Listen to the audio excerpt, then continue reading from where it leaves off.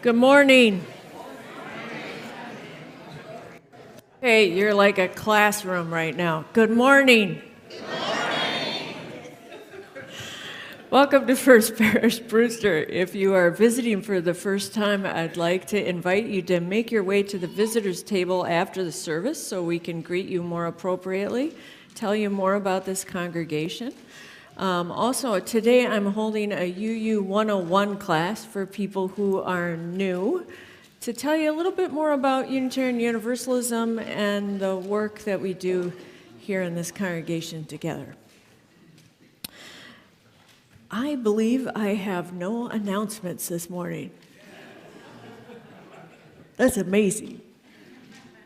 So, given that, I'd like you to take a deep breath in with me this morning and blow it out.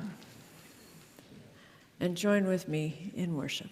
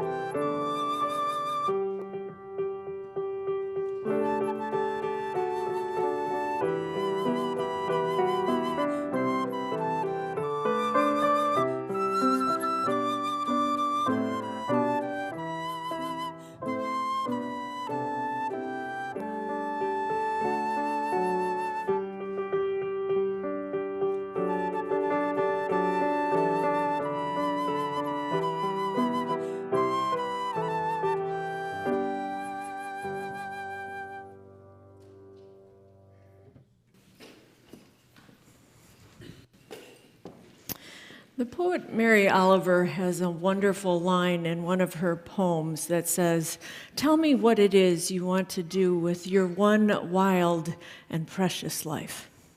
I've always loved that line, and I've kept it with me as like a little nudge, kind of like to look around and remind myself, what is it I want to do with this one wild and precious life? And who around me is doing it really well? I found out who was doing it really well one June day when I went skydiving. So I get to Ovid, New York, and I was super excited about this. It was going to be awesome. And I expected to walk in and find kind of like young, extreme sports, kind of 20-year-old guys, right? And I walk in, and there is a counter to my left, and right here is an old beat-up couch with a 70-year-old woman sitting in a jumpsuit, knitting. And I'm thinking, wow, how great, she's going for the first time, just like me, right? And she knits away, and they, take out all the paperwork, which is kind of like signing a mortgage, by the way, if you've ever been. I mean, I'm not kidding. It took like 15 minutes. So while I'm going through this, and they're explaining everything, and I'm signing my life away, and I look over, and somebody from behind the screen yells out to her and say, "Ann, hey, come on out, we're ready." So she puts her knitting down. She walks outside, and I look out the screen, and there is a group of 70 and 80-year-old people in jumpsuits working on their formation dive together. Like, okay, we're going to roll left, and then we're going to hook arms together, and then we're going to dive again, and then go right. I was like, wow. There I had found people who were engaging in their one wild and precious life in one fell swoop. Seems to me that when we are in our 20s, we think we have all the time in the world. When we're in our 40s, we think, I have to plan. When we are 60, we're like, kind of too old and disheartened. And when we're 80, we wonder who's going to show up at our memorial service. And all the while, sometimes we miss asking those sacred questions of ourselves along the way. Like, whose hand do I need to hold to engage with this precious life? What adventure do I need to go on so I am awake to what's in front of me? Who do I need to engage with so that I can feel fuller and more kind of present to my own life? I actually think that's one of the reasons we come to church. We come to be reminded of those sacred questions, my friends. So in our twilight years, we are not looking around wondering who's going to show up at our memorial. Welcome to our celebration of life. It's so good to be with all of you this morning. Before we sing our first hymn, would you please rise and greet your neighbor this morning?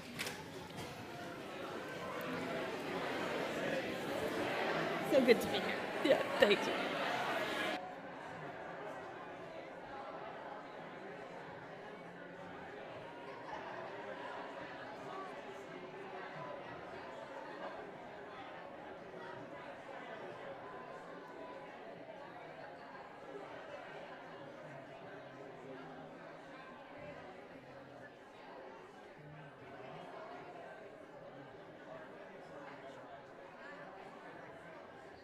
All right, could you please grab your hymnal and turn to hymn number 16, "'Tis a Gift to Be Simple." We're going to sing this twice.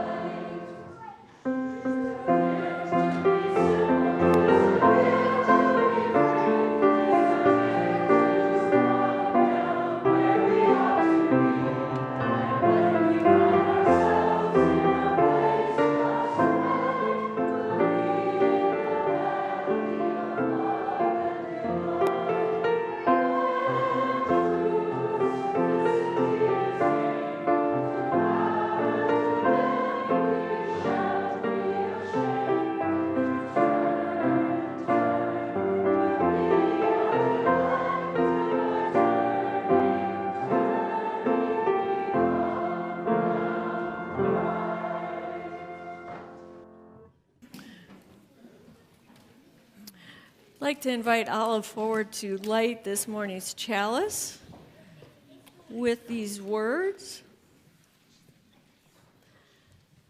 We gather this hour as people of faith, with joys and sorrows, gifts and needs. We light this beacon of hope, sign of our quest for truth and meaning, in celebration, of the light we share together.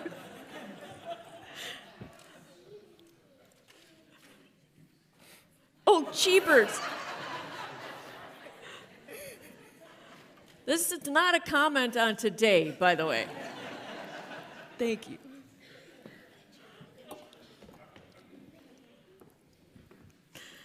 Would you please join with me in our affirmation words? We believe in love. Love is the doctrine of this church. We believe in truth. The quest for truth is the sacrament. We believe in helping others. And service is our prayer.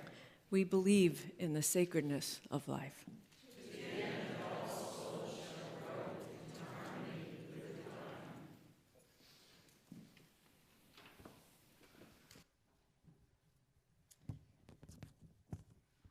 So, good morning. You know, I've been thinking this week about superheroes and superpowers. And I'm wondering down here, all of you folks who actually might be more tuned into this than I am, do you know any names of superheroes? Okay, tell me some. Superman. Who else? Spider-Man. Anyone else? Wonder Woman, Superwoman, Wonder Woman. Anyone else? How about any magical people who do magic? Ghost Spider. I bet that's very, very magic. You know, I'm thinking of Harry Potter, too, and Hermione and all those folks from Hogwarts who did magic. So there's lots of magic out there and lots of superpowers in lots of ways. So I want you all to think, because I'm going to ask you this again downstairs. If you could have a superpower, any power at all, what would you want your power to be? Think about it, and then think about what you'd have to do. Edie's doing it right there. What would you have to do to invoke it? What's the action? What's the words? How do you make it be super? Okay? So think on that. That's your assignment. Meanwhile, I want to tell you a story about a little girl named Amelia. And she is really just about your age, right in the same age as the rest of you. She's old enough to know how things work. She knows how the school kind of works. And she's old enough to notice when things aren't working the best way they could. When something just doesn't seem to be its best or doesn't seem to be right. So Amelia's kind of on it, and you know, she's a kid who just really loves to go to the movies or read books or hear stories about superpowers and superheroes. And she really longed for having her own superpowers. And the reason Amelia wanted superpowers was because she wanted to do something about those things that she was noticing that just didn't seem to be working as well as she wished they were. So, for example, there was a little boy at school, and she noticed him. She'd been noticing him the last few weeks, and he was kind of new. She hadn't seen him until recently. And at lunch, he always sat in the table over in the corner by himself, and he looked kind of sad. And Amelia thought, I wish I could do something about that. But she didn't. And then she also noticed on the playground, now I don't know how playgrounds work these days, but I bet you get to go out and play. And on the playground, there was one girl, and she was kind of mean, and she was big. She was one of the older kids. And she often would pick on two little kids, and she'd just sort of make fun of them, or she made them uncomfortable. And Amelia thought, boy, you know, that doesn't make me happy. But then the other thing Amelia thought about was when she walked to school every day, she passed a park on her, in her neighborhood. And the park used to be a place that she remembered when she was really little. Her parents would take her there and push her on the swings, and she liked to play in the park. But now it was just run down, and there's lots of trash around on the ground, and the grass was too high, and there was a picnic table, but the bench was broken, and And so nobody went there anymore, and she felt bad about that park, and she wished, oh my gosh, if I could just do magic and make that better, wouldn't that be great? Well, one night, Amelia was very tired. She'd had a very busy day at school and with her after-school activities, and so she was just almost asleep, and she heard a rustle in her room over by her door. And she kind of lifted herself up a little bit off her pillow and looked, and, it was the strangest sight. It was somebody who looked like a fairy godmother out of a movie, and this person was kind of backing into the room and sort of shaking her hand and shaking her head. And Amelia didn't know if she was really awake or asleep, but she kind of half sat up and she said, "Who are you?" And the fairy godmother said, "Well, actually, I am a fairy godmother. I'm your fairy godmother. And I'm here to see if there's anything that you wish for." And again, Amelia was half asleep and only half awake, but she said, "Oh yeah, for sure. I would like some superpowers, please, because I have things I need to do, and I want to make some changes out there." And the fairy godmother said, "Oh, I would really like," and before the fairy godmother finished speaking, Amelia had gone to sleep because she was pretty tired. But first thing in the morning when she woke up, she remembered it, and she thought about that fairy godmother, and she thought, wow, I wonder if that was real. I wonder if I actually have powers. Well, let's find out. I'm gonna test this out today. I'm on my way. When Amelia got to school, she looked around, and she thought about this superpower thing, and she thought, well, let's see. My problem is I didn't ask what I have to do. Like, I don't know what are the magic words I need to say. I mean, how do I make the powers work? Is there an action? Are there words? What do I do? And she said, well, but Amelia was a resourceful kid. And she said, well, I'll figure this out. It'll be okay. I'm gonna wing it. I'm gonna go with it. So lunchtime came around, and sure enough, she's sitting at lunch, and she looks across the cafeteria, and right there is that same little boy sitting at his table all alone, kind of eating his peanut butter sandwich, or maybe not peanut butter sandwich, looking sad. And she thought, well, here's the moment. I'm going to figure this thing out. And so she says, I don't know what I have to do. So from her seat, she kind of reached across the room and she wiggled her fingers. Because she'd seen that in some movie, that maybe to make a magic spell you wave a wand or wiggle your hand. But nothing happened. The little boy is still sitting there looking sad. And she said, well, maybe I just need to get closer. So she walked over closer to the little boy. And when she got closer to him, Amelia's kind of a friendly kid, so she smiled at him. Because, what else do? You smile at somebody. And that little kid looked up at her with the biggest smile on his face, like she was probably the first kid who'd smiled at him in a long time. And he said, hi. And she said, hi, I'm Amelia. Do you care if I sit here with you for a little while? And he said, okay. And so Amelia sat down and took out her lunch, and they started eating lunch together. And she said, so what's your name? And he said, well, I'm Bobby. And she said, so, I think you might be new here. And he said, oh, yeah. My mom and I, we just moved here, maybe a month ago, and it's a new house and a new school, and I miss my friends so much at my other school. And I don't know, I'm kind of don't like to just walk up and talk to people. I'm kind of shy. And Amelia said, I'll be your friend. We can be friends.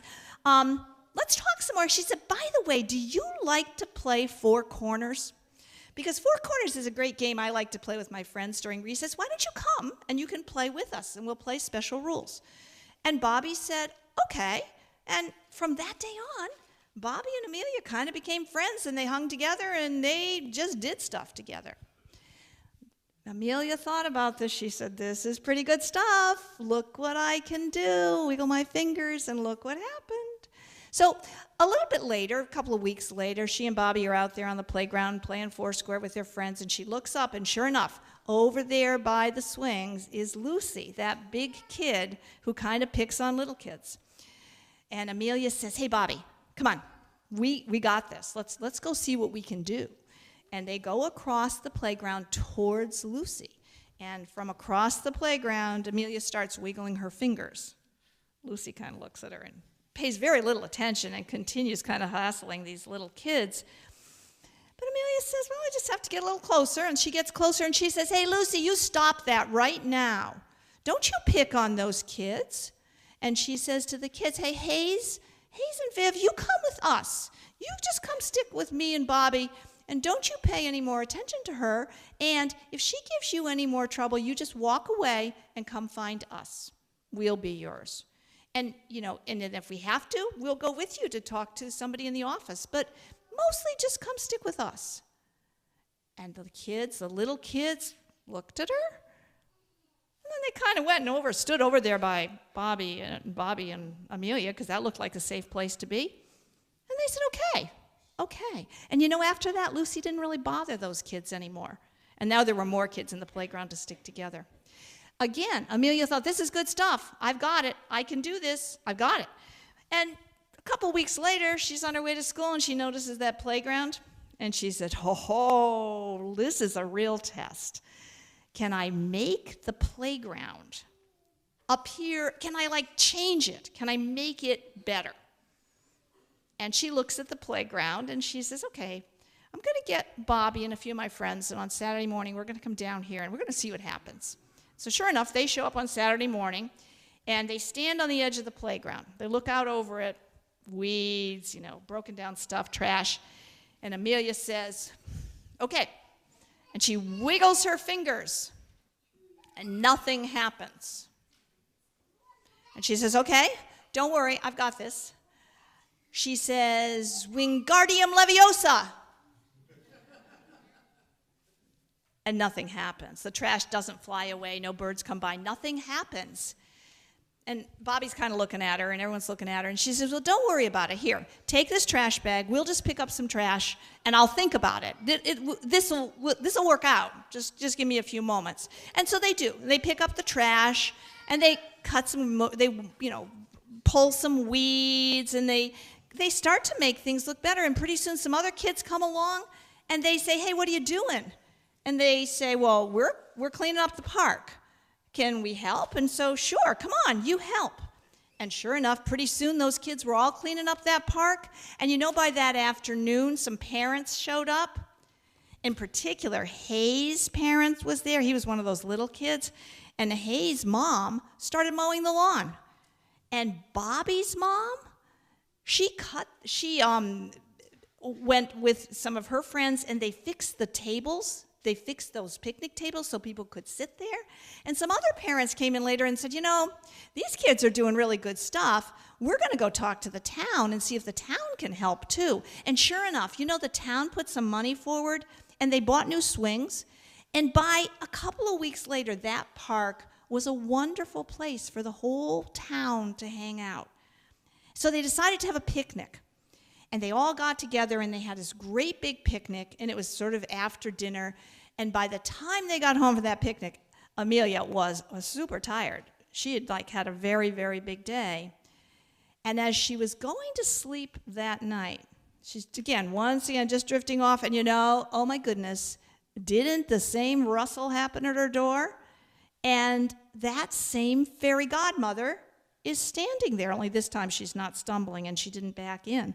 She's standing there, and Amelia says, oh my goodness, I am so glad you are here, because I want to thank you. You gave me those superpowers, and look at the things that happened. And the fairy godmother said, oh, Amelia, I really wanted to give you everything you want. I wanted to give you superpowers, but that night, my wand was broken. And that's why I was shaking it and sort of stumbling, because I didn't have any power. I didn't have any magic. I couldn't give you superpowers. But you know what? And Amelia said, that can't be right. Then how did all these things happen? How did I make Bobby happy? And how did I make the little kids safe? And how do we clean up the park? And the fairy godmother said, Amelia, you already had all the things you needed. You just didn't know what to do with them. Think about it. You're kind. You're brave. You're determined. You know how to work with other people. They like to follow you. You're already a superhero. Amelia thought about that for a few minutes, but it had been a really long day. And so she's kind of drifting off to sleep, and the fairy godmother smiles and says, you already are super.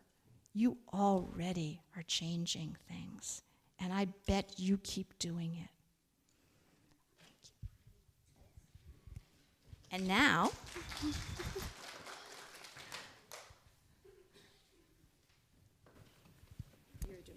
Yeah. Levi, would you come forward, please, and help take the light from our chalice down to your light downstairs?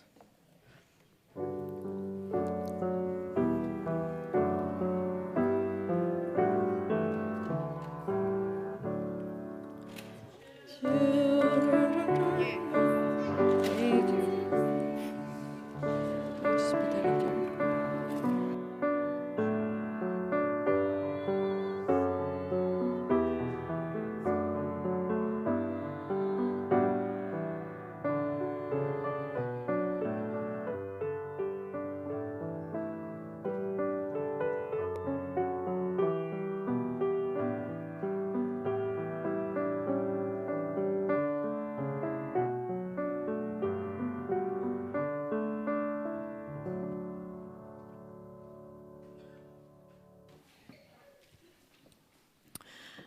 This is a time in our service where we offer to numerous organizations in our community our heartfelt gratitude for the good work that they do in advocacy and education and action that share our values.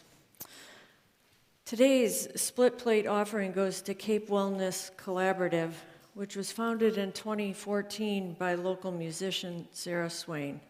Cape Wellness Collaborative provides integrative wellness therapies, including acupuncture, massage, energy work, and nutritional counseling. It's always good to be reminded that the religious person is the grateful person. The grateful person is the generous person. We'll now take the offering mindfully and gratefully.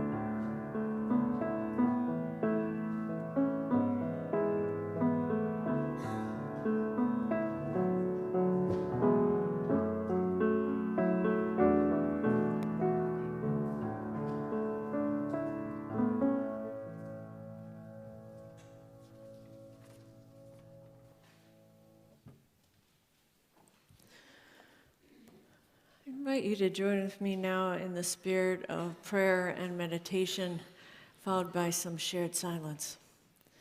Please get comfortable in your seat and turn inward with me now.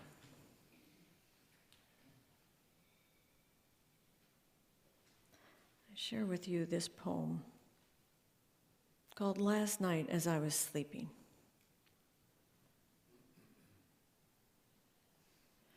Last night as I was sleeping, I dreamt marvelous air, that a spring was breaking out in my heart.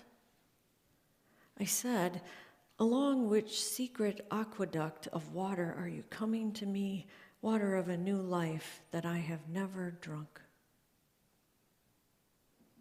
Last night as I was sleeping, I dreamt marvelous air, that I had a beehive here inside my heart, and the golden bees were making white combs and sweet honey from my old failures.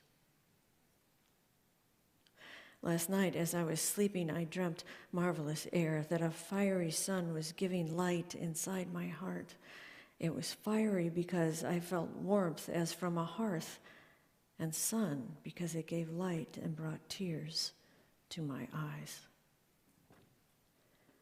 Last night, as I slept, I dreamt marvelous air, that it was God I had here inside my heart.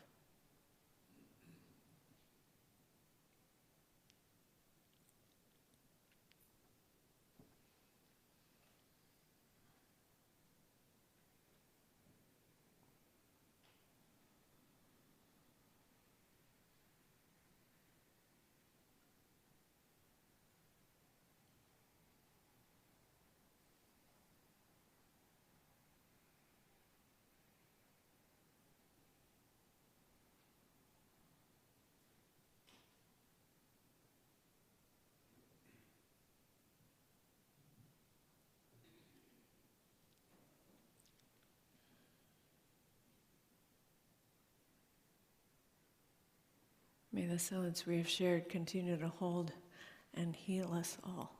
Amen.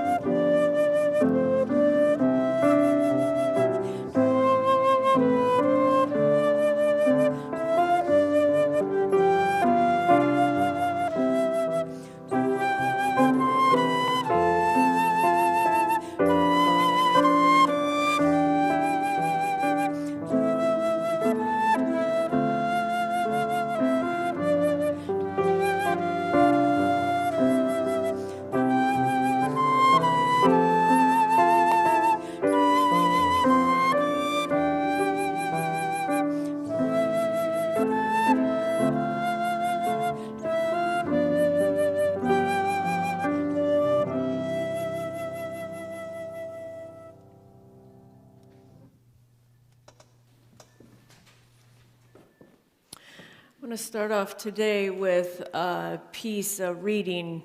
It's kind of a prose piece by a guy named Fred Maramarco. It's called A Recipe for Unhappiness.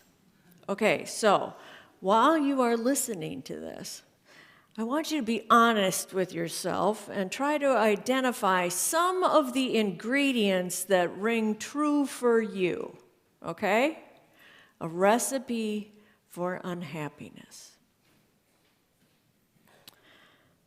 First, you take 1 cup what is, then 1 cup inability to accept what is, 3 tablespoons complaints, ½ teaspoon light whining, 1/4 pound of alternative scenario, preferably unattainable,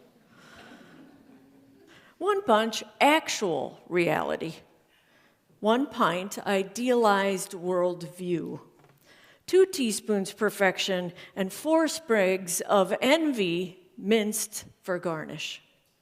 Now, in a large bowl, whisk together what is with an equal amount of an inability to accept it.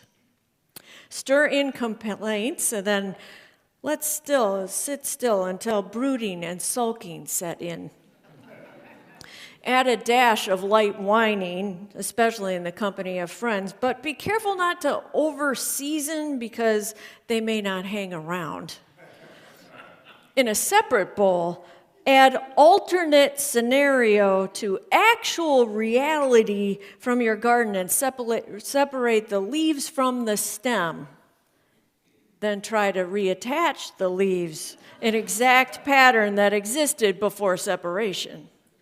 Pour in idealized worldview in the food processor and hit on and off. And when mixture is pureed, add what is to an inability to accept what is, and then blend. Add exactly 2 teaspoons of perfection and let stand until tears form. Garnish with minced envy and serve immediately. Here ends this morning's reading. I share this today because we are now in the month of transformation. That's our worship theme for the month. And this last week, I wanted to look at how we can be transformed through our relationships with other people. And it occurred to me the other day that when we think and talk about relationships or cultivating relationships, we most often focus on the nurturing part, to use like a garden metaphor. We talk about seeding new friendships and tending old friendships, cultivating and watering relationships with our spouse or our neighbor or our fellow congregant or with a sibling. All of this is certainly a big part of relationship building for sure, but if you are a gardener, what is the one thing that's most important? Weeding. Not so much supporting growth, right, but getting to what is hampering growth out of the way. This getting rid of the weeds part, this pulling up that which is trying to strangle growth, is where this poem has led me, actually. And it certainly gets at the need for weeding, right? I mean, seriously, who of us, if we are really honest with ourselves, haven't at times made ourselves disconnected from others by, stirring in complaints and letting them sit until brooding and sulking set in? Or, when the mixture is pureed, add to what is with an inability to accept what is into a blender. Or maybe you've done this. Maybe you've taken 1/4 pound of alternate scenario, preferably unattainable, and 1 pint idealized worldview, 2 sprigs of, envy, and then a tablespoon of perfection. As I said, I see myself in some of that sometimes. And when I'm honest, when I'm in that place, when I'm doing those things, I kind of feel miserable. Most certainly disconnected. And when I'm really, really truthful with myself, it's not the state of American politics or the climate crisis that is making me miserable. It's my everyday relationships that can make me feel that way. Because, sometimes it feels like they are the weeds. If I could change them or fix them or have them see their deep character flaws, things would be so much better. They would turn from weeds to flowers. Be magic. As a quick aside, turns out I'm not the only one that could get in that place, which is comforting. You see, when people are polled about their own unhappiness, it's not the state of American politics, though that can be unsettling. And it's not the prices at the grocery store. That can be a little depressing. It's not even simply the injustices that need to be addressed, though that can be truly unnerving. No, it turns out humans like me are most unhappy when disconnected from those they love, those they are in contact with, those they care about, those they work with. And also, all these polls and studies and interviews point to the same thing over and over again, and it's this: to how all of us are convinced it's the other person that needs fixed, changed, and maybe even plucked. We, all of us, it turns out, are convinced we see the problem clearly. It's just them and their weedy selves. But what if that's not true necessarily? So to get here, I'm going to share a story with you. My husband Scott and I were the senior ministers at First Unitarian in Rochester for over a decade. And while we were there, we often drove into work together. And we'd talk about the day and what was going on. And then I had this day that I was driving up by myself. And as I'm driving up, there's this big billboard in front of me, and I am so ticked off by it. I mean, like, really upset about the whole thing. And I couldn't even believe the billboard existed. And, maybe I wouldn't have been so, like, agitated had I not first in that week gone to Albany with the communications director from Planned Parenthood, and we had met with all these male legislators about reproductive rights. I had also gone to like an ecumenical ministers conference, and they were all men in the group, and I left kind of feeling a little mansplained over and over again. So you can imagine that when I saw that billboard, I was livid. Here's what I saw.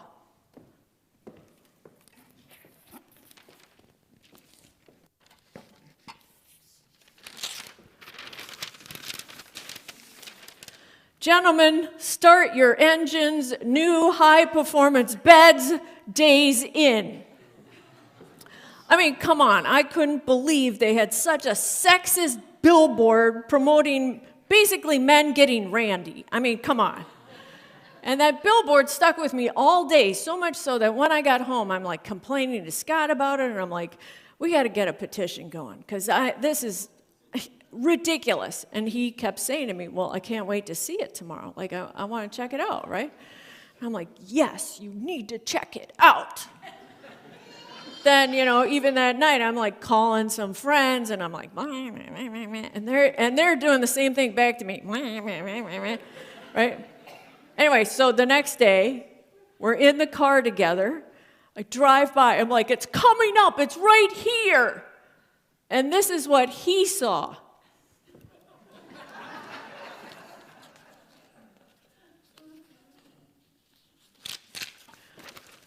Oh.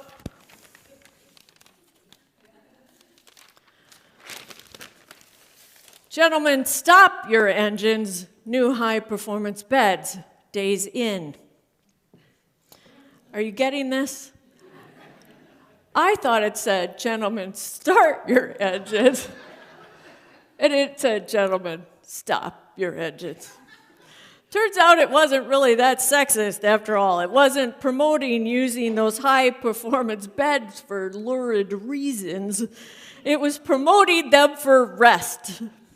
It was simply a sign for tired truckers who needed a good night's sleep.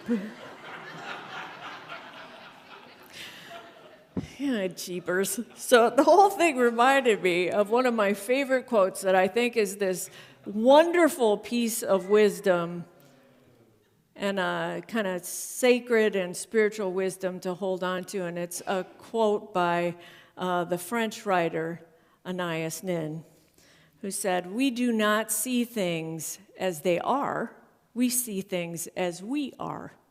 We do not see things as they are, we see things as we are." That's the reminder of my billboard story, and Anais Nin's quote screams at me again and again. It's also because one of the most valued reminders for me. And I suspect it's not the only need that Anais Nin's reminder is for you too. I suspect we all need that reminder, right? Okay, no way. Am I standing up here acting like I just showed you this? Right? Okay, thank you. We want to believe that we see clearly and judge accurately. We want to believe that we are fair and objective, that we see things as they really are. This is especially true when we are evaluating people we are in tension or conflict with. When it comes to these other people, well, we're pretty certain that they are the ones cursed with blind spots, not us. And it's other people's perceptions and the perspectives that are biased. Other people who are less aware and self-reflective than we are. Other people who see what they want to see, who twist reality to fit their preferred storylines. Which brings me to a study. This one about the stories we tell. So these researchers took two groups of people and they each gave them a paint swatch, okay? Just like the little paint swatch. And the first group, they gave them 5 seconds to look at this paint swatch, and then they gave them 6 other paint swatches, and they mixed them all up, and they asked them to tell them what was the original color that they were looking at. Now, 75% of people could recognize the color that they had originally had. Now, the second group of people, they did the exact thing, except they gave them 5 seconds with that color swatch, and then for 30 seconds, they had them explain kind of what the color was like in order to remember it, and then they gave them the rest of the color swatches, and only 33% of people could get it right. Seems like it should be the opposite, right? Like if you're saying, oh, that color is kind of like a sky at night, or it turns out their descriptions and stories actually impaired their memory and perception rather than improved it. The conclusion from these social scientists is the exact same conclusion of my billboard story. We don't see and remember things as we are. We see and remember things. Wait a minute, I said that backwards. We don't see and remember things as they are. We see and remember things as we are. Stories which, like my conversation with Scott, took place quite apart from the actual thing I was describing and analyzing. Stories that are about our stuff much more than they are about the world out there.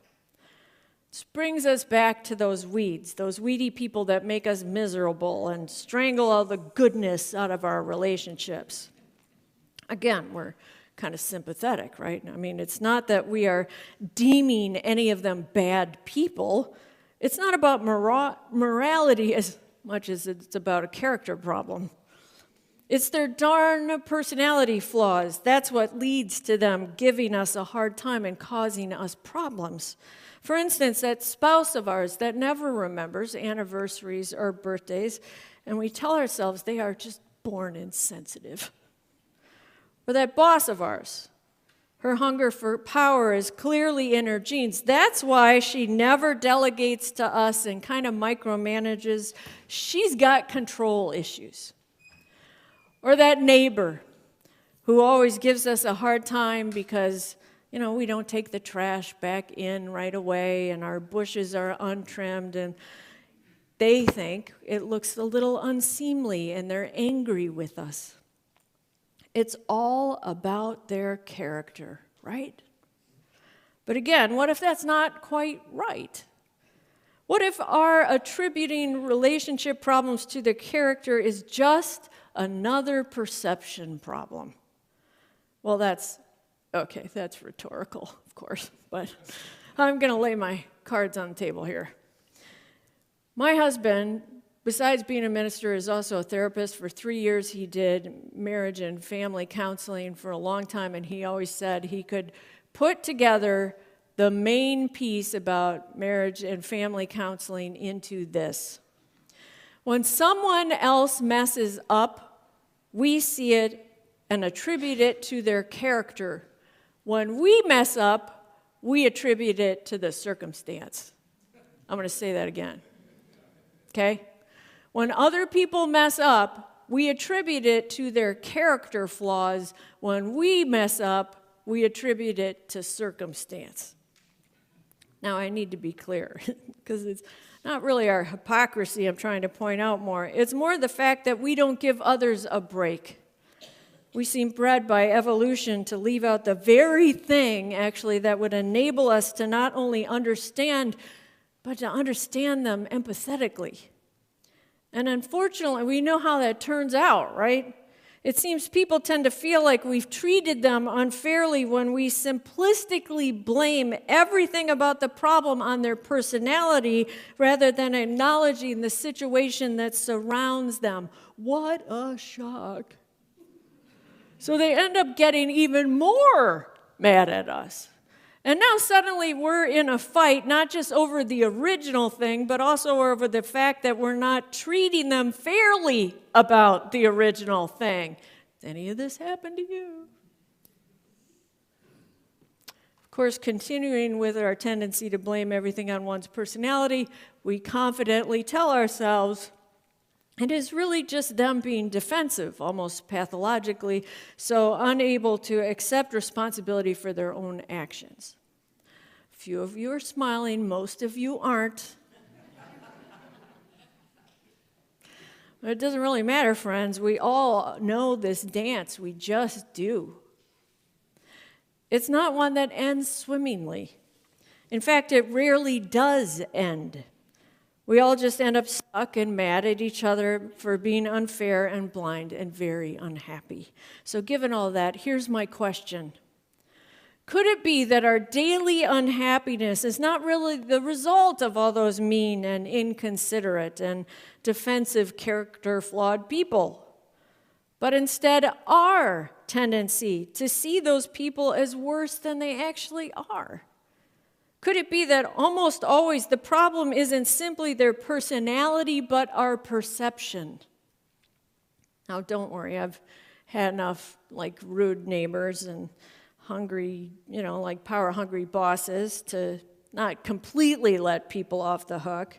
And indeed, I've been rude and power-hungry myself to deny that there's not something twisted about all of this a little bit. I am suggesting, though, that just like our bad behavior, the behavior of others has a whole lot more to do with context than it has to do with character. And if we can see that and proceed with that, we might just be a whole lot happier and connected. We just might be able to transform our unhappiness to happiness. Or to put it in gardening language, I started off with, in the end, it's not the people that need weeded out. It's actually our perception of people that needs shaken loose and weeded out and cleared out of the way.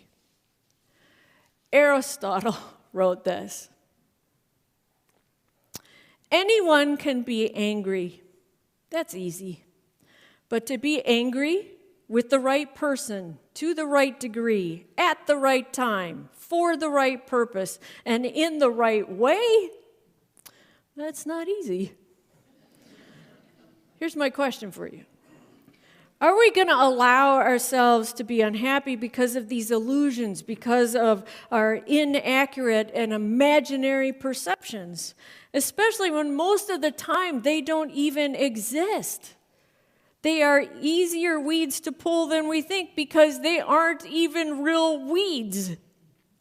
They are our fears, our past history, our biases, our own defensiveness and inflamed egos. And if we could open our eyes and hearts, there is no pulling necessary, really. They would just disappear. So here's the thing. Do we want that? Isn't that what on our deathbeds we want, to be happy and connected? Yes.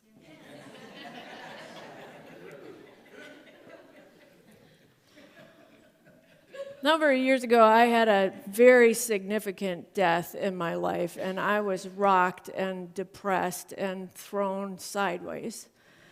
And soon after that death, I went to get a tattoo that says, "From stardust I arrived, to dust I shall return." At the time, I was using it as a reminder, like, you got today. It's all you know. pay attention to your life, right? Other people kind of saw it as morbid, but I never saw it that way. But after all of these years, it makes me think about the conditions necessary to live in the now. Being disconnected from people just makes me live in the past, ruminate about BS, or project unnecessary scenarios into the future. Being in the now takes being gentler with myself. It certainly does. But mostly, it means I have to be gentler with other people. I have to be gentler with other people. Takes remembering that. More often than I like to admit, there are no weeds. Just me making and imagining weeds. And if I can remember that, I am confident that on my deathbed, I won't be yearning for better connection, but I'll actually have a beautiful garden of people all around me.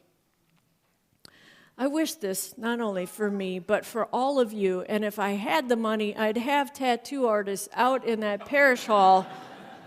I'm telling you. And you could get one of two tattoos. Look for the context, not the character, or stop seeing them as we are. Simple reminders about cultivating relationships really require. Simple reminders that all of us have within us the power to be happier and more connected, to transform that which makes us unhappy to that which makes us happy. It's a lot easier than we think to be weed-free. May it be so. Amen.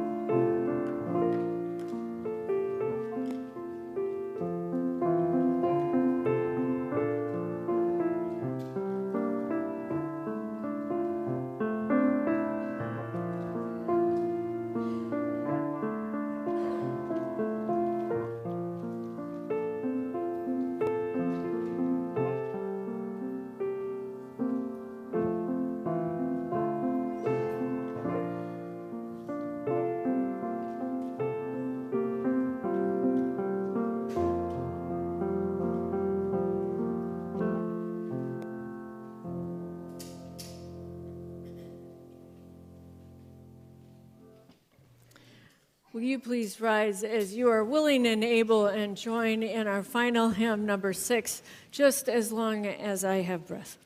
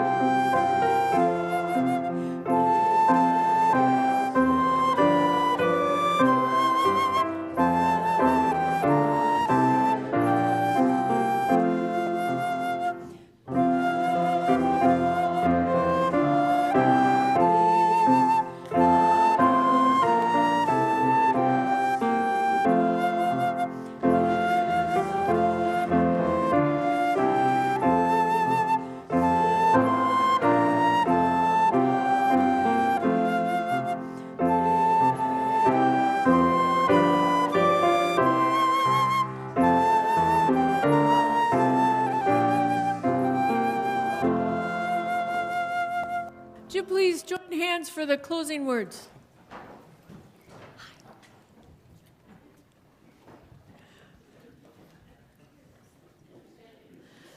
Whatever we can do or dream we can do, let us begin it. Boldness has genius and power and magic in it. May we ever be bold in our living and in our loving. Can I hear an amen? Amen. Amen.